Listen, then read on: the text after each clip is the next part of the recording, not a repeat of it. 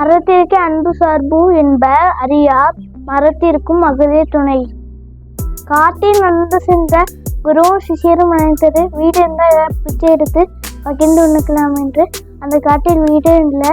காட்டை தாண்டி போனால் மண்வெளியா இருக்கு. சாதத்துக்கு நீர் சிறக்கும் தேடி பார்த்தா நீர்நிலையும் இல்லை. எல்லாருமே பசி தாக்கத்துன்னு சுருண்டு போட்டுட்டு வர்றாங்க.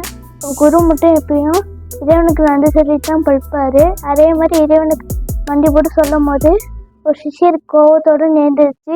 இன்னைக்கு தான் இறைவன் ஒன்றுமே தெரியல, நீங்கள் நன்றி சொல்லுங்கன்னு கேட்கும்போது அப்போ குருவும் சிறிதுகிட்டே சொல்கிறாரு, பசியும் தாக்கத்தையும் தான் தந்தாரு. இன்பமும் துன்பமும் நாம் வாழ்க்கையும் சரிபாரி. இன்பத்தை ஏதோ மகிழ்ச்சியோடு எடுத்துக்கிறோமோ, துன்பத்தையும் நம்ம மகிழ்ச்சியோடு தான் எடுத்துக்கிறோம். நான் முதல்ல சொன்ன குரலுக்கு விளக்கம் தான் இந்த கதை. பாய் பாய். தேங்க்யூ.